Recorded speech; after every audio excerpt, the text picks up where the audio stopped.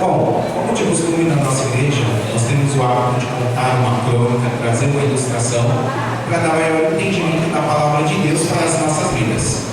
E a nossa história de hoje, ela começa assim. Certa vez, num reino, há muito e muito tempo atrás, um reino muito poderoso, que era o reino de Gengis Khan.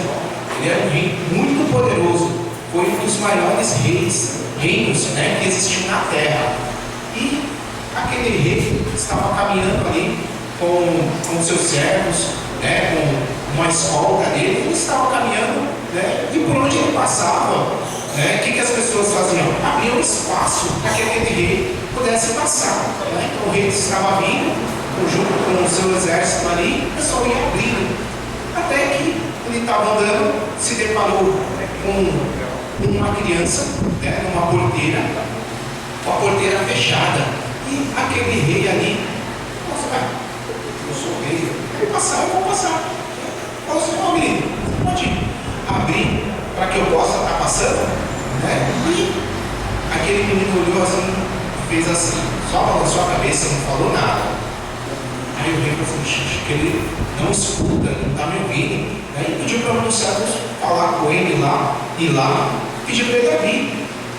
Aí um dos servos foi lá, falou assim: olha, você pode abrir, que é o rei do nosso reino, ele quer passar aqui por dentro das suas terras. Isso é uma honra para você e você precisa deixar ele passar. Aquele menino balançou a cabeça de novo. O servo foi lá, voltou, falou para o rei: olha, aquele menino não responde, fala que não vai passar, que não vai abrir.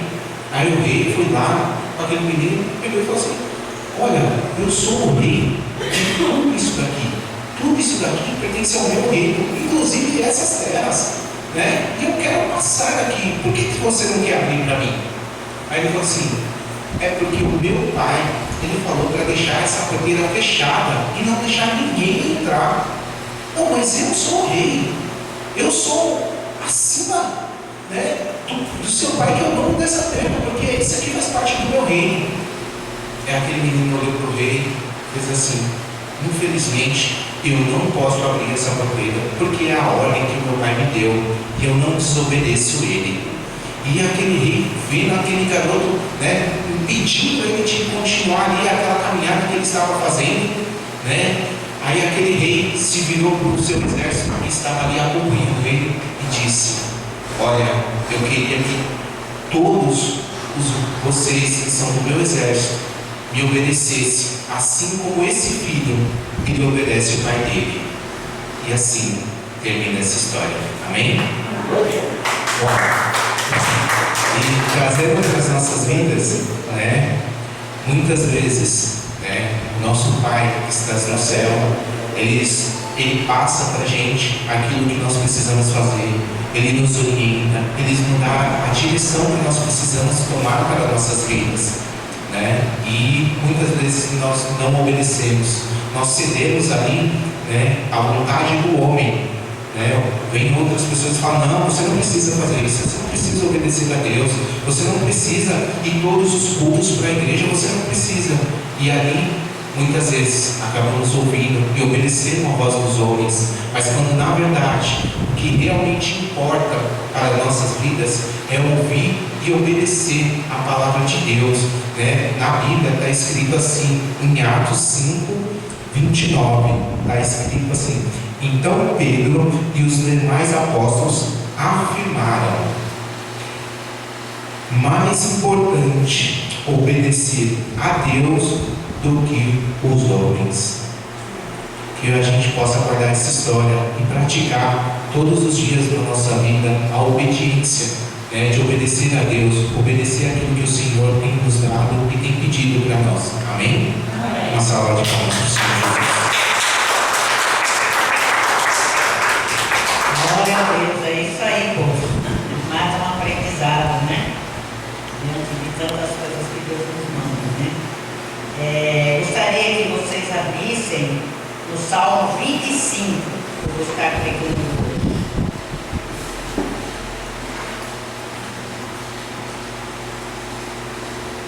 Um salmo muito bonito. Eu estou num propósito com Deus ler os 150 salmos. Eu já estou nos 50 e pouco, já 51 por aí. E quando eu li esse Salmo 25, eu já me encantei. Aliás, eu estava até com um problema. Se eu fosse pregar, eu ia pregar um por dia, porque eu gosto de todos. Mas um mais lindo que o outro, esse aqui eu vou pegar, esse eu vou pegar. E esse aqui eu achei muito forte, porque o título fala da oração por um auxílio divino.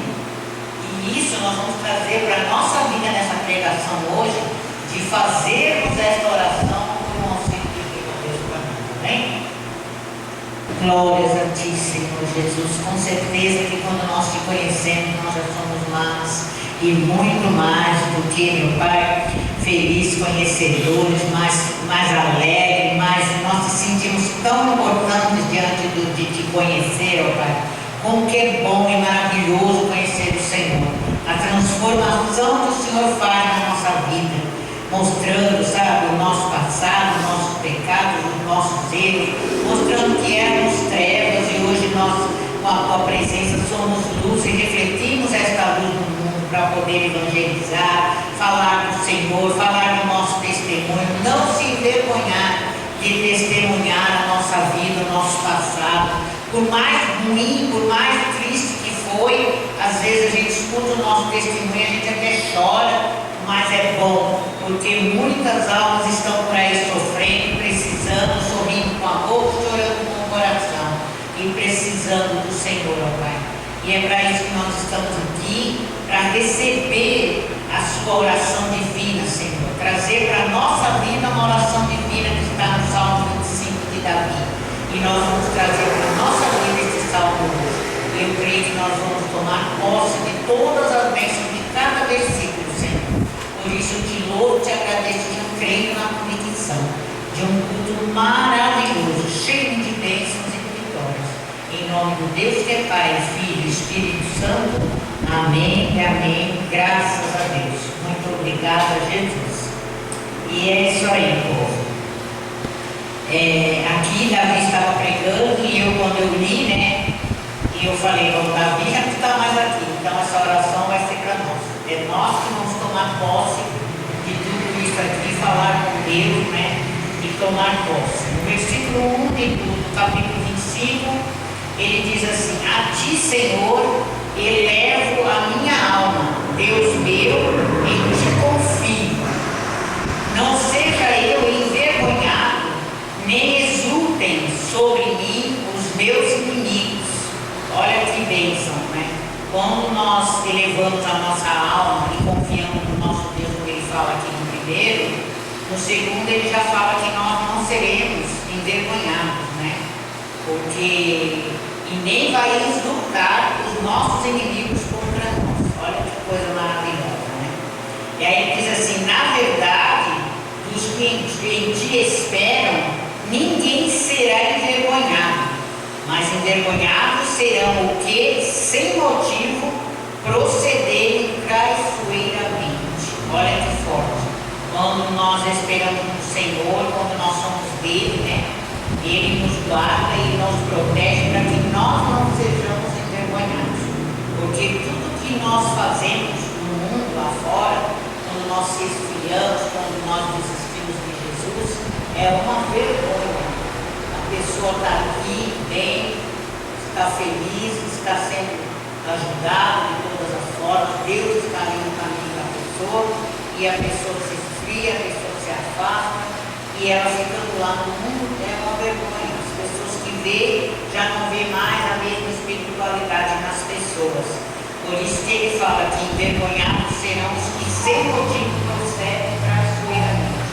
Quando nós se afastamos da igreja, nós estamos traindo a Jesus, traindo ao nosso ministério, traindo a nós mesmos, porque estamos buscando a perdição e não a nossa salvação.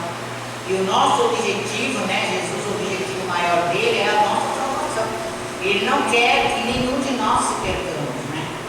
E aí no versículo 4 ele fala algo maravilhoso, ele fala assim: faze-me conhecer os teus caminhos. Senhor, ensina-me as tuas veredas.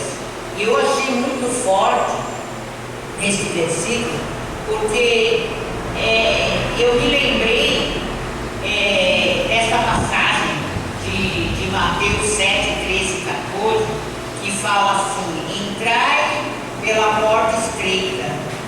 porque larga é a porta e espaçoso o caminho que conduz à perdição. Muitos são os que entram por ela, porque estreita é a porta e apertado o caminho que leva à vida, e poucos há que a encontrem. Então veja como que Deus nos alerta, que aqui nessa passagem fala do caminho, fala da vereda. Vereda é caminho estreito. E essa passagem fala muito de caminho. E Deus me tocou muito no meu coração quando eu li, porque eu me lembrei desta passagem de Mateus. E realmente a porta da perdição, a porta do erro, do pecado que nós perdemos na nossa passagem, ela é larga. Mas o caminho do Senhor é estreito. Por isso que ele fala: faz-me conhecer os teus caminhos, Senhor. Ensina-me as tuas veredas. E depois ele continua dizendo assim: guia-me na tua verdade e ensina-me, pois tu és o Deus da minha salvação, em quem eu espero todo dia. Eu achei muito forte, porque realmente nós que somos cristãos, nós precisamos buscar o Senhor todos os dias. Todos os dias nós temos que orar, todos os dias nós temos que buscar a Deus, todos os dias nós temos que orar para deitar, para acordar, agradecer aquele dia a Deus, pedir por aquele dia que se inicia, que nós vamos sair, nós não sabemos que tipo de coisas que poderá nos acontecer. E Deus, ele é tão maravilhoso que quando nós estamos na presença dele, ele nos dá livramentos que nós nem sabemos, ele nos dá. Porque ele nos guarda, ele nos protege, como ele fala aqui, né? E aí ele fala aqui no 6: lembra-te, Senhor, das tuas misericórdias e das tuas bondades, que são desde a eternidade. Ele, aqui Davi falando, e aqui é nós falando para Deus. Se lembrar, né, das misericórdias dele, da bondade dele, que é desde a eternidade. É de eternidade em eternidade mesmo, a bondade do Senhor e a misericórdia dele. E nós buscamos essa bondade e essa misericórdia todos os dias. E aqui no 7 ele fala: não te lembres dos meus pecados da mocidade, nem das minhas transgressões. Quem de nós já não fomos pecadores? Um dia nós também pecamos, nós também erramos, nós também falhamos. E hoje nós nos convertemos e estamos aqui na presença de Deus e se lembrando quem nós éramos e quem nós somos hoje. Isso eu achei muito importante. Nós nunca se esquecer de quem nós éramos e quem nós somos hoje. É muito importante nós não esquecer de onde nós viemos, né? Nós viemos das trevas, do pecado, do erro, né? Da miséria, de tudo que nós não tínhamos, porque nós não buscávamos Jesus, não tínhamos Ele, e o mundo era uma lástima, uma desgraça para nós, né? E no entanto, quando a gente conhece Jesus, olha a transformação que Ele faz na nossa vida. E aí ele fala aqui, 8, né? Ele fala: bom e reto é o Senhor, por isso aponta o caminho aos pecadores. O Senhor, ele é tão maravilhoso que ele mostra, ele aponta o caminho para nós, que já fomos pecadores. E ele fala: guia os humildes na justiça e ensina os mansos no seu caminho. Olha quantas vezes nesse salmo ele fala do caminho. Por isso que eu achei muito importante nós focarmos no caminho. O caminho é a coisa mais linda que Deus preparou para nós. Se nós seguirmos o caminho de Deus, estivermos na igreja obedecendo as pregações, fazendo a nossa parte, né? Orando, intercedendo, jejuando, lendo a Bíblia, né? Tendo a espiritualidade com Deus, tendo um momento com Deus todos os dias na nossa casa, no nosso emprego, aonde nós tivermos a oportunidade de falar com Deus, nós devemos estar nos falando. Se pecarmos, se errarmos, a humildade de pedir perdão, de pedir desculpas, sabe? Não ser aquela pessoa orgulhosa que erra, que falha, mas não se redime, não se olha para si mesmo e não procura, não, eu errei, eu tenho que me consertar. E isso aí o verdadeiro cristão tem que ser, tem que fazer. E aí ele fala aqui, no 9, né? Guia os humildes na justiça e ensina os mansos o seu caminho. Todas as veredas do Senhor, é sinal que todos os caminhos do Senhor é estreito. Porque aqui ele fala, todas as veredas do Senhor são misericórdia e verdade, para os que guardam a sua aliança. Então nós temos que guardar a aliança do Senhor, né?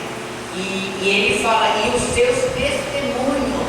Olha a importância de nós nunca se envergonhar e de dar o nosso testemunho e ser um testemunho.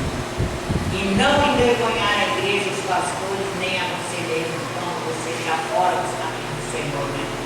E aí ele fala, por causa do teu nome, Senhor, perdoa a minha iniquidade que é grande. Olha a humildade desse rei, Davi era um rei segundo o coração de Deus, e ali ele estava fazendo aquela oração, pedindo um auxílio divino a Deus, e ele na humildade ele pede perdão pela iniquidade que é grande, né? E ele fala, por causa do teu nome, olha o poder precioso que essa desemprega daqui tem. O nome de Jesus, ele é maravilhoso, sabe? Ele tem todo o poder do céu e na terra. É muito maravilhoso quando a gente fala, em nome de Jesus eu vou mudar, em nome de Jesus eu vou me humilhar, em nome de Jesus eu vou obedecer, sabe? E ser mesmo tudo aquilo que você fala, cumprir, né? Aquilo que você determina com Deus.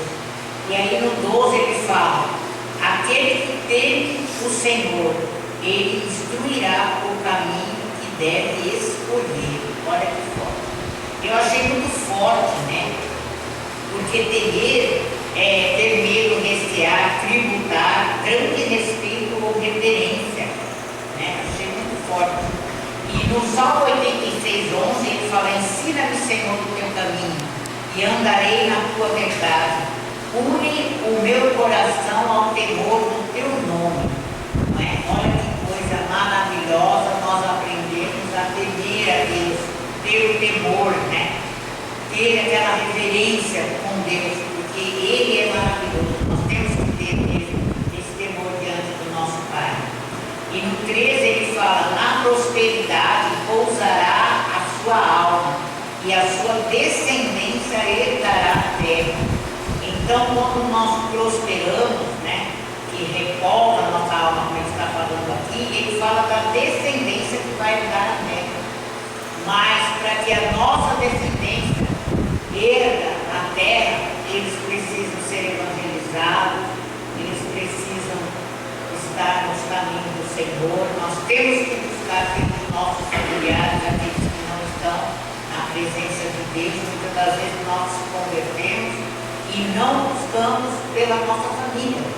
E é muito importante, porque a nossa descendência, quando nós somos de Deus, se nós buscarmos, Ele vai cuidar da nossa descendência, como Ele fala aqui, para herdar a terra prometida para nós e para a nossa família, né? E aí ele fala no 14, o Senhor confia o seu segredo aos que o temem, aos quais Ele dará a conhecer a sua aliança. Olha o segredo do Senhor que ele fala aqui, né? O Senhor confia o segredo aos que o temem. Olha a importância de nós temermos. Ele vai confiar, né, o segredo dele para nós, aos quais Ele dará a conhecer a sua aliança. Nós temos que ter essa aliança com Deus. Não podemos quebrar a nossa aliança. Qualquer coisa que nós fazemos, nós entristecemos o Espírito Santo. O Espírito Santo é alguém muito sensível. E ele fica muito triste com qualquer coisa errada que nós façamos. Então nós temos que ter muita reverência a Deus e muito cuidado com a nossa aliança que nós temos com Deus, né? E outra coisa que eu achei maravilhosa é ele falar que os meus olhos se elevam continuamente ao Senhor, pois Ele tirará os meus pés do laço. E quando eu li essa passagem, como eu estou fazendo aqui, né, esse propósito, eu me lembrei do Salmo 21, né, 121, aliás, que fala, eleva os meus olhos para os montes, de onde me virá o socorro? O meu socorro vem do Senhor que fez o céu e a terra. Olha que coisa linda que é nós elevarmos os nossos olhos ao Senhor. Eu me lembrei de algo que é ensinado, que quando nós esquecemos de alguma coisa, a gente olha para cima e a gente se lembra. Então, quando nós olhamos para o céu, nós olhamos para cima em oração, nós estamos olhando para Deus. E Ele envia o socorro dele para nós. Porque é dele que vem o nosso socorro. Tem outro que vai nos socorrer em momento nenhum. Ninguém poderá nos ajudar a não ser o Senhor Jesus. E aí no 16 ele fala: volta-te para mim e tem compaixão, porque estou sozinho e aflito. Eu achei muito forte, porque essa palavra sozinho, né, solitário, abandonado, né, estar só, se sente desacompanhado, único consigo mesmo. E aflito, eu estava vendo aqui, é que revela grande apreensão ou perturbação. Estar aflito significa sentir-se chateado ou angustiado a respeito de algo. Aflições podem ser coisas físicas, emocionais ou espirituais que machucam a pessoa. Na Bíblia, frequentemente, aflições são períodos de teste que Deus usa para ajudar os crentes a amadurecerem e a crescerem na fé. Olha que forte que é nós estarmos, né, obedecendo a Deus, né? E Ele pede aqui: volta-te para mim e tem compaixão, porque estou sozinho e aflito. E quantas vezes nós também não sentimos esta solidão, não nos sentimos aflitos com as lutas do dia a dia, com a correria, né? Então nós temos que buscar nele. Ele é que vai nos amparar, nos consolar, nos ajudar, nos aliviar, nos trazer a paz, para nós estarmos em espírito de paz para resolver os nossos problemas. E no 17 ele fala: alivia-me as tribulações do coração. Olha que forte. Pedimos a Ele que alivie as nossas tribulações do nosso coração e para Ele tirar das nossas angústias, né? Então a gente sente angústia, né? A angústia que estava marcando aqui, ela é ansiedade, sofrimento, tormento, inquietude, né? Então todos nós passamos por isso e nós então pedimos a Deus para tirar, né, de nós as angústias, né, as tristezas, as aflições, né? E no 18 ele fala: considera as minhas aflições e o sofrimento e perdoa todos os meus pecados. Eu achei muito forte, porque nós temos que pedir a Deus que considere mesmo as nossas aflições e o nosso sofrimento. Temos que pedir a Deus todos os dias pelos nossos pecados. Somos humanos, somos falhos, às vezes no momento de nervoso, de ira, nós falhamos, nós erramos, nós pecamos, mas nós temos que olhar para dentro de nós e pedir perdão. O perdão é algo muito forte. Sempre que eu prego sobre o perdão, eu me lembro daquela passagem de Pedro que perguntou: até quantas vezes eu tenho que perdoar quem me ofendeu? E Jesus respondeu: não somente 7, mas 70 vezes 7. Então nós temos que considerar que nós devemos perdoar aqueles que nos ofendem, que nos magoam, que nos entristecem, 70 vezes 7. Olha como é forte. E no 19 ele fala: considera os meus inimigos, que são muitos, e tem por mim um ódio mortal. E nós nem sabemos muitas das vezes porque nós, principalmente que somos cristãos, nós causamos muito ódio e muitas pessoas não gostam, porque as pessoas seguem outros deuses e não gostam que a gente se converteu, que a gente fala de Jesus, que a gente está ali seguindo Jesus, né? Embora muitas das vezes as pessoas vejam a olho nu a transformação que Deus fez em cada vida, porque é invisível, não tem como nós não mostrarmos a nossa mudança. Todos nós que viemos das trevas e hoje somos luz, nós temos algo que nós mudamos em nós que faz a diferença. Porque a Bíblia diz que nós somos o sal que faz a diferença. Então nós temos que fazer a diferença na terra. E aí no 20 ele fala, né? Guarda a minha alma e livra-me. Não seja eu envergonhado, pois em ti me refugio. Olha que forte nós pedimos para Deus guardar a nossa alma, nos livrar, para que nós não sejamos envergonhados, porque nós se refugia nesse Deus, nessa palavra, na Bíblia dele, né? Na palavra do Senhor. Então ele é o único refúgio nosso, né? A Bíblia, a palavra de Deus, é a maior enciclopédia do mundo. Aqui nós buscamos respostas para tudo. Seja qual for o problema que nós tivermos, nós encontraremos resposta na palavra de Deus. E aí ele fala assim, que a sinceridade e a retidão me preservem, porque em ti espero. Olha, nós pedimos para Deus, né, na nossa sinceridade, na nossa retidão, para Ele nos preservar, porque nós confiamos nele, nós esperamos nele. E aqui no final é maravilhoso, porque ele fala, ó Deus, redime Israel de todas as suas tribulações. Esse Israel somos nós, e hoje nós estamos pedindo a Deus, né? E a palavra redime é o mesmo que liberta, retrata, recupera, salva, perdoa, corrige, é salvação. Então, nós pedimos a Deus isso, tá? Para Ele, que nós queremos, né? Que todo o povo de Israel, todos nós da igreja, sejamos recebendo, né, nesse momento, estas bênçãos que tem o significado de cada palavra na Bíblia. Amém? Então, que nós possamos tomar posse das bênçãos dele, sabe? E praticar, e ler a Bíblia, e tomar posse da Bíblia, e fazer tudo aquilo que é ensinado, né?